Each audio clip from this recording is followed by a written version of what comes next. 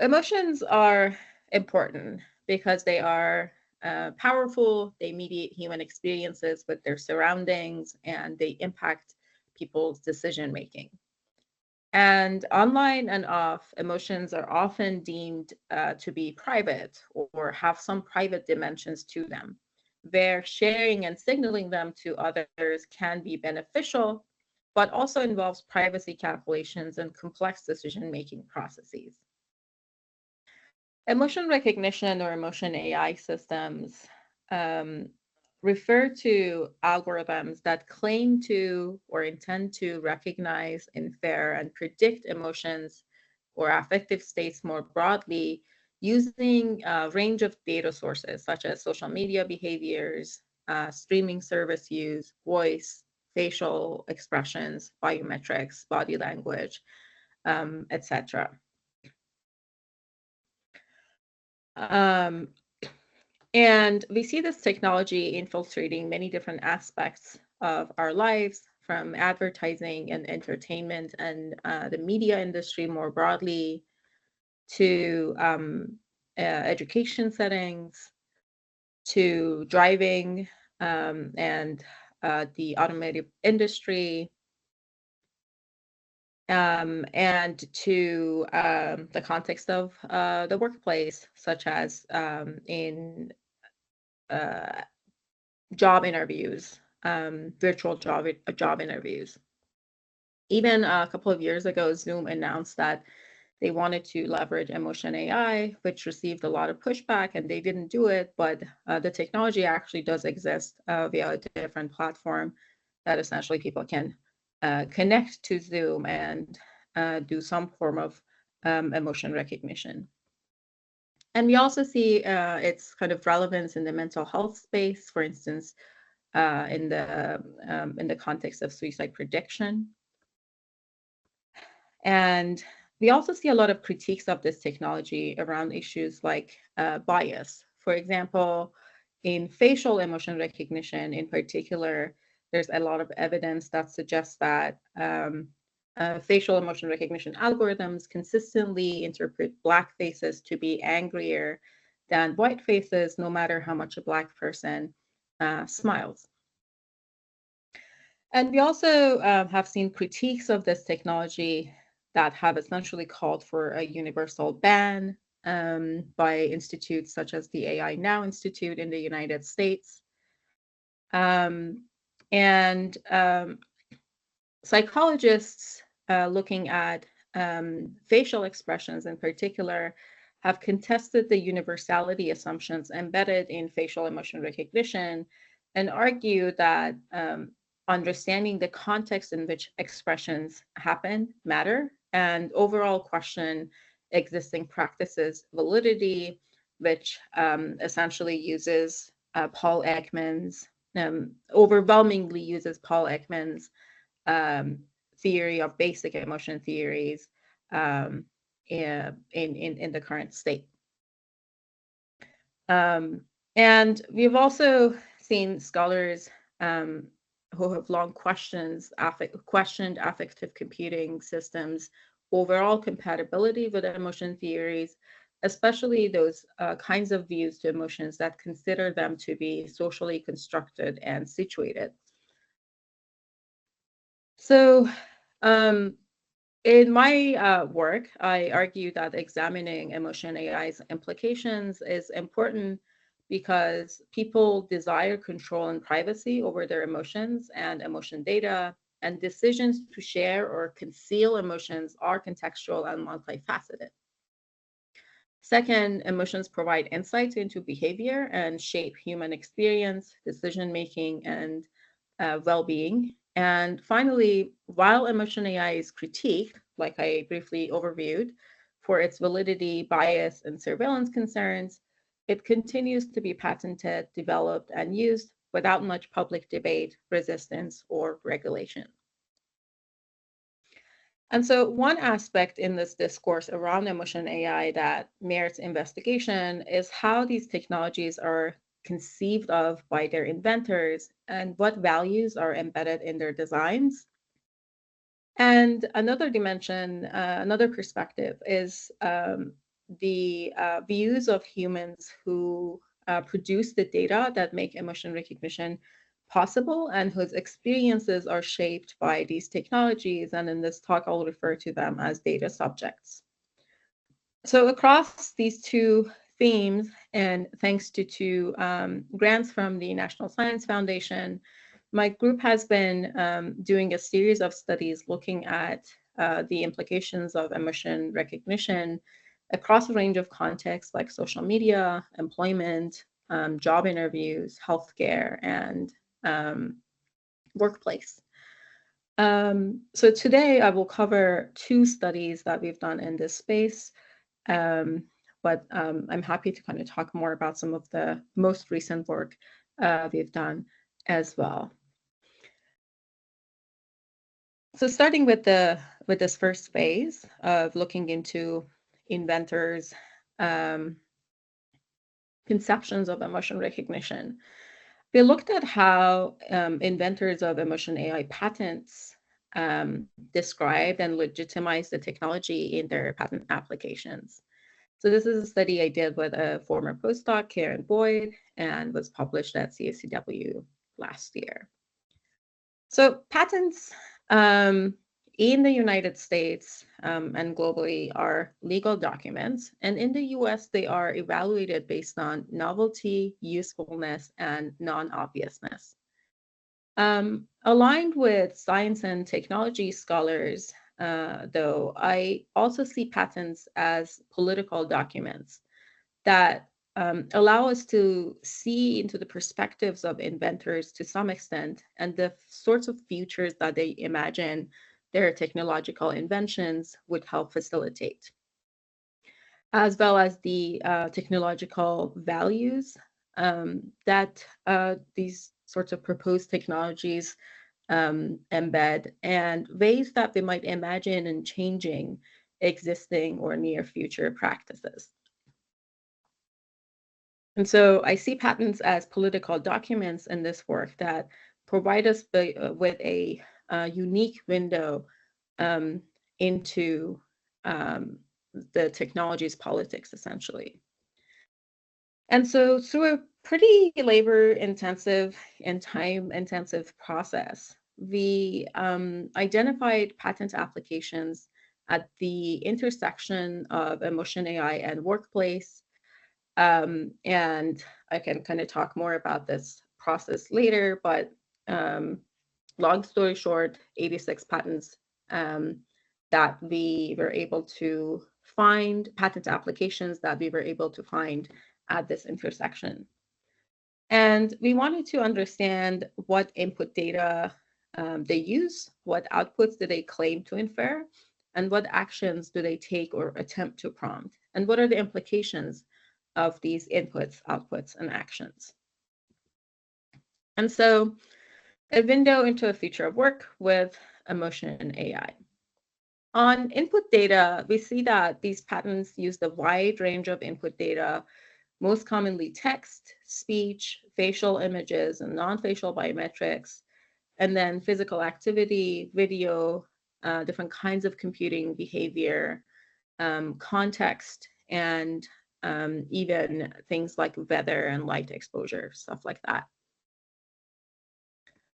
For example, this patent describes using certain data like speech, computing behavior, posture, and biometrics to detect the comprehensive state of workers, interviewees, and customers, and later indicates that the technology can use, and bear with me while I read this, social media interactions, facial recognition, global and local events and geopolitical events, financial info, brand affinity, personal preferences, scene analysis, age and gender estimation, professional history, purchase history, navigation traces on the web, location history, weather data, event calendar, pre-event and post-event status, medical health data, email, subject's family info, subject's psychological info, subject's social connections info, subject contact info, subject's wearable info, subject's physical appearance, subject's crime history, academics data, subject surrounding information, any other commodities purchased and or used by the subject, any other information directly or indirectly related to the subject and accessible through the internet, any other data generated and or consumed by the subject.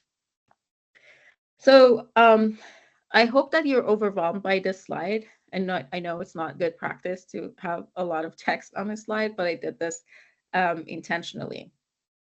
As an example of proposals of broad data data collection in these applications. And I bring this up because I want to make a case that while facial emotion recognition is problematic, excuse me, we should not ignore other consequential data collection regimes. So in our data, while facial emotion recognition was a common type of emotion recognition present in our data, and while I appreciate and echo a lot of the advocacy efforts to resist facial recognition technologies' harms, we identify broader input data types and language in this analysis. This common approach might be a way for a patent applicant to claim a broad range of appropriate data collection in case they want to use it in the future, or so that other inventors cannot do that, or to conceal what the real goal is. However, in practice, this approach, I think, also leaves space for extremely broad and invasive data collection practices. And in this case, among people who may not be in a position to decline data collection, such as workers, employers, in a workplace setting. This pattern may also support employers, regulators, technologists, or other actors who are in positions of power to move away from the collection of facial data because of a lot of the attention focus on facial data, and simply shift to other sensitive data types, such as those that we uncover in our analysis, without really truly addressing the fundamental harmful implications of these types of inferences. On outputs, with the exception of one patent application that asks targets to label their data, a lot of these patent applications claim to reveal targets' true internal state that a human evaluator could not perceive, without regard to whether there is a benefit to target's ability to keep these emotions or other states hidden. This is not surprising given the context of this study, but still interesting to see how these inventors are conceptualizing and operationalizing what is actually being measured. On actions, many of these proposed actions in the applications are fairly high stakes and have direct impact on employers, unemployment, and on workers' employment status. So, for example, 23 patents in our corpus discuss actions that could have very direct impacts, such as on performance evaluation, supervisor intervention, invoking security protocols, or even contacting authorities. So, as an example, this patent application describes an emotion responsive computer that uses computing behavior, mobile data such as tweets, emails, text, medical data such as prescriptions, medical histories, other medical records, and data about the user's context, such as images, sounds, etc. And in addition to standard mood-related outputs, leading the system to serve tailored content, it can also detect certain moods indicating emotional concerns, such as suicidal, riotous, or murderous. And then this patent application uses a broad range of data to make decisions that would label the targets as potentially suicidal, dangerous or give that information to authorities. So they suggest that the police, medical personnel, or even therapists may be alerted of the inferences that are made. And when not only the loss of employment, but also calling authorities is on the line, particularly in the United States, this can be especially troubling. Most commonly, these patent applications indicated that their outputs could be used to evaluate the target's job performance.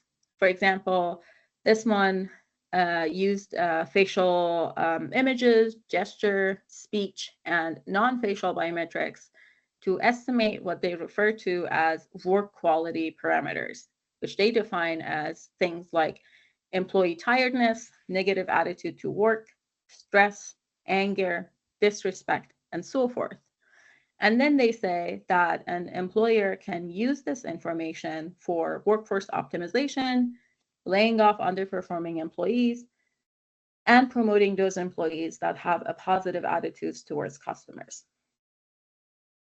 But the kind of issue that I take here with this is partly that even in customer-facing roles, which we see a lot of emotion recognition technologies started to be used, who says that these kinds of emotions, like being tired or negative attitude, is always inappropriate and always bad?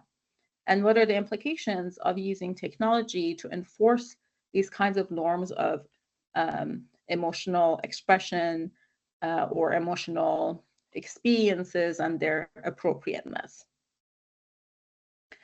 And finally, as I noted earlier, one of the criteria in which patent applications are evaluated on in the US is their utility, or kind of what is the benefit.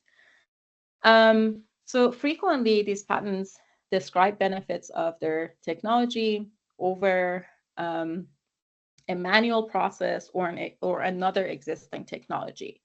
And a lot of the benefits are framed to be for employers and companies, but some also pertain to workers. So here on the left side, we have claimed benefits to employers. And overall here you see this theme of this desire to make the concealable visible without much voice, without much choice, and kind of making this connection between boundary regulation and privacy management at work with deception. That if there is something that you need to have privacy over, then obviously you are deceiving and you're lying about something. And conceiving of that as a problem that needs to be addressed through this technological intervention. And then on the right side, we have claimed benefits to workers, like well-being interventions and support for mental health, and those types of things. But then the question here is, with these sorts of claimed benefits to workers, would workers who would be subjected to emotion recognition technologies in the workplace also conceive of these benefits or other benefits, and what would those experiences look like? And this takes me to the second part of this talk. And here I'm going to report on a paper that is a qualitative analysis of open-ended survey responses that will help us kind of understand what the workers' perspectives on emotion and AI use in the workplace are like. And so this was part of a larger survey where this was actually a factorial vignette design that we had people rate their comfort level with their employers automatically detecting their emotional state from different kinds of input data, the different kinds of purposes. Where the purposes that we had included in our vignettes were drawing from the pattern analysis work that I described earlier. And so I will not be talking about the factorial vignette part of this, but as part of this survey, we had also asked people about the sorts of benefits and harms that they anticipate or associate with being subjected to emotion recognition in the workplace. And the sample was partly representative of the United States and partly oversampled for 3 groups of marginalized groups: people of color, trans and non-binary people, and individuals with a mental illness or disability. And we chose these 3 particular groups with the kind of idea that they're parts of groups that would potentially experience more harm as a result of being subjected to emotion recognition. And so we analyzed the responses to the qualitative open-ended questions, and the rest of this part of this talk is findings of that analysis. And before I get into that, on a higher level, this study and its approach is aligned with approaches to AI ethics and justice that center humans' experiences with the idea that we cannot achieve a true state of being quote unquote ethical without accounting for the possible harms that actual people might experience. And so what did we find? Of note, 32%, almost 1/3 of participants in this survey saw absolutely no potential benefit to them as a result of being subjected to emotion AI at the workplace. So one participant said, "I think this would give employers a tool that could really help them, but not the employee. I would develop trust issues if an employer was doing this." Another person said, "I don't think they can benefit me at all. It is something that could be used against employees also." So here, potential benefits that participants acknowledged were similar to what the patent applications claimed. So things like supporting employee well-being or having a safer work environment. And like I mentioned earlier, this was a factorial vignette survey where the purposes were essentially these sorts of claimed benefits. And so this was partly intentional because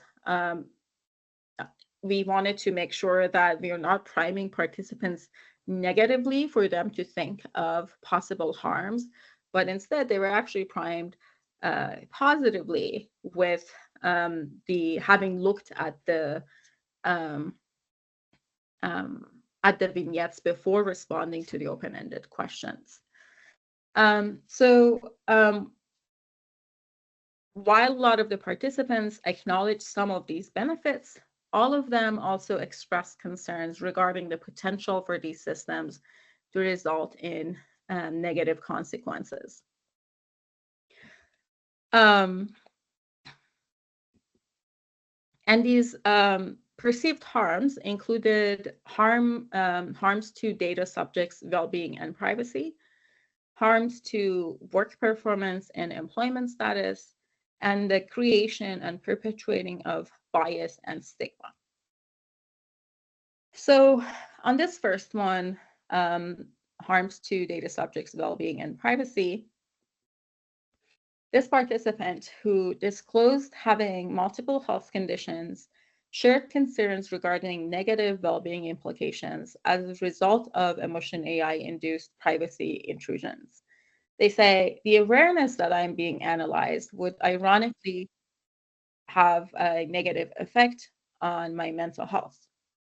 This demonstrates that despite emotion AI's claimed benefits, claimed goals to infer and improve data subjects' well-being in the workplace, its use can actually lead to might actually lead to positive effects where data subjects' well-being may suffer, partly due to losing control and privacy over their emotion data. Another participant says, it's an invasion of privacy. It's an employee's responsibility to seek out help, not an employer's responsibility to pry into somebody's personal life. So on the second category of perceived harms, a key concern was negative impact on employee status. For example, a participant with a diagnosed mental health condition said, they could decide that I'm no longer a good fit at work and fire me, decide I'm not capable enough and not give a raise, or think I'm not working enough. Overall, people thought that these technologies can be used with negative impact on their status, such as employment, benefits, or promotions at the workplace. Participants that mentioned the potential for exacerbated power imbalances between the employer and the employee, they're fearful of the dynamic they would have with employers if emotion AI were integrated into their workplace, pointing to how emotion AI use could potentially intensify already existing tensions in the employer data subject relationship. For instance, this participant says, the amount of control that employers already have over employees suggests there would be few checks on how this information would be used. Any consent, quote unquote, on employees is largely illusory in this context. This kind of point about consent is really interesting here because it really highlights the power that employers currently have, which emotion AI use could potentially intensify. And lastly, participants noted potential harms, such as making false inferences regarding data subjects and creating and perpetuating bias and stigma against data subjects, particularly in relation to mental health. In describing these concerns, participants highlighted their fear of employers over-relying on inaccurate and biased emotion AI inferences. So people shared concerns about accuracy. This participant says, I have a resting bitch face, and often people would think I was mad or there was something wrong. There wasn't. If I don't behave the way the computer says a happy person behaves, then I would be approached, in this case statement, by the employer. On potential for bias and discrimination, another participant says, these systems have the potential for both racial and gender biases, particularly against people of color, women, and trans individuals. Who is deciding what expressions look violent, and how can one determine people as a threat just from the look on their face? A system can read faces, sure, but not minds. I just cannot see how this could actually be anything but destructive to minorities in the workplace. And another participant says, there's already a bias in the workplace for minorities and women. These systems could be used as evidence in any unjustness or oppression by blaming it on mental instability. Also signaling how lack of existing trust in employers and how they will use inferences shapes data subjects' attitudes towards emotion AI use in the workplace. Participants also described how they would respond to emotion AI if the systems were implemented into their workplace, with many envisioning themselves to change their feelings or behavior, a process that the emotional labor literature refers to as deep acting.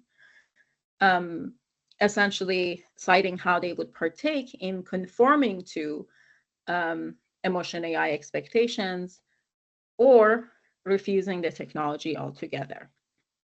Of course, whether or not people would actually engage in these activities is difficult to know. But these findings do illustrate participants' concerns regarding being subjected to emotion AI in the workplace and refusing being subjected to emotion AI in the workplace that is full of power imbalances is actually not a privilege that many people can afford. So, for example, this person who is a disabled person and has multiple health conditions said, I would exert a massive amount of energy masking, engaging in neurotypical expected behaviors when they aren't natural to me, even when alone in my office, which would make me very distracted and unproductive. And if I am unsuccessful, they say that they could constantly be flagged by the software. These remarks demonstrate the concern that conforming to emotion AI in the workplace may amplify negative impacts, especially on disabled subjects, by constantly making them participate in additional emotional labor to evade emotion AI inferences, leaving them exhausted and even impacting work productivity, which ironically, a lot of these systems claim to or aim to improve. So, what does this all mean? The attraction towards emotion AI as a solution to work-related problems stems from public perceptions of AI's capability to efficiently and naturally improve an environment in tandem with the obstacles that workplaces experience. Participants' acknowledgements of the potential benefits of emotion AI in the workplace, such as to improve worker well-being or reducing bias and stigma around mental health, exposes the obstacles that workers already experience in the workplace. And it also highlights the lack of available resources that would adequately address these needs and making data subjects essentially say, well, maybe this technology will solve these really fundamental problems. But even then, we still see that participants in this study are still concerned that emotion AI would actually not lead to these benefits in practice because of issues with bias, inaccuracy, and privacy and emotional labor concerns. So the argument here is that emotion AI use in the workplace would actually exacerbate some of the existing challenges that people experience in the workplace, such as work conditions or worker well-being, rather than improving them. So going back to some of the critiques regarding emotion AI that I overviewed earlier in this talk around accuracy and scientific validity and bias. So if emotion AI does work as it claims, for instance, in the patent applications that I described, and measures what it actually claims to measure, which is which has been a point of a contentious point also. And even if all issues with bias are somehow addressed in the future, which is also debatable, then there are still harms that would be experienced by people subjected to emotion AI, such as additional enforced emotional labor to conform to these sorts of expectations of emotional expression, and a range of different kinds of privacy losses. On additional emotional labor, for example, workers would need to either fundamentally change how they feel, for example, when they are stressed, whether that stress is work-related or not, so that they are not penalized for being in any sort of negative state, or find ways to make the algorithm read their states as positive, such as by managing their emotional display, requiring additional emotional labor and causing additional stress. If these technologies do not actually measure what they say they measure, or are biased along different dimensions, then they are still used, then people are still at the mercy of algorithms that are deemed to be valid and reliable when they're actually not. And they would still need to engage in emotional labor to find ways to reduce the chances to be misread by the algorithm, or to engage in emotional displays that would read favorably to the algorithm. So essentially, the argument here I'm making is that whether this technology works well or not, there are still some harms that would continue to persist. Similarly, if these technologies do what they say they do, then workers have serious privacy concerns. If they do not actually do what they claim to do, but are still treated as though they do, they still function as panopticon-like technologies, creating privacy concerns and feelings of being watched, which would impact their behavior and their orientations towards work. And that would obviously have a lot of implications to one's sense of autonomy, freedom, and well-being. And what this means is that a lot of the harms that would be inflicted by emotion AI use in the workplace, such as reduced well-being and heightened power imbalances between workers and employers, with employers gaining more control and authority over data subjects, would still persist and may be amplified, regardless of how much more accurate and how much more unbiased or debiased future systems might be.